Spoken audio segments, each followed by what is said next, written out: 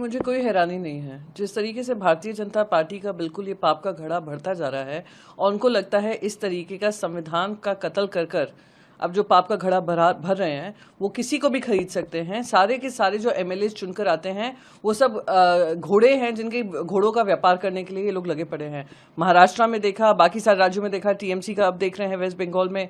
बहुत सारे ऐसे राज्य हैं जो भारतीय जनता पार्टी नंबर जोड़ने के ताक में लगी रहती है और सरकार की उलटफेर करती है। ये सीधा सीधा संविधान पर हमला है, ये सीधा सीधा उन वोटर्स के ऊपर हमला है जो अपने वोट के माध्यम से जनता को बनाते हैं और जनता को बाहर निकालते हैं। आप उनकी अपनी मनमानी के चलते जो उनका वोट है, जिसके लिए है, आप उसके साथ खिलवाड़ करते हैं। ये बहुत ही I think I wouldn't be surprise अगर आप किसी और पार्टी के एमपीज को भी तोड़ने की कोशिश करें।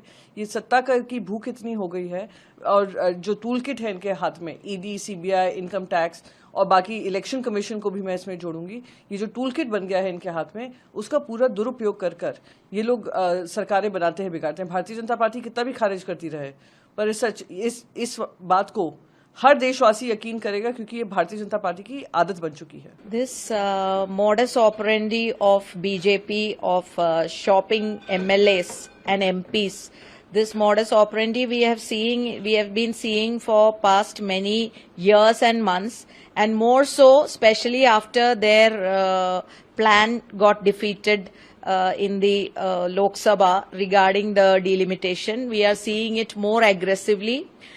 BJP is doing it. So they did it in Assam, they did it in Punjab, they are doing it in Maharashtra, now they are doing it in Kashmir. So they have all the money. Now we know from where all the money is also coming. Even the believers are not spared. So this kind of derailing and killing democracy to gain power or to regain power is their way of capturing power, which we all are against, which Congress is against, which India Bloc is against. We have been constantly saying about it, speaking about it, protesting against this.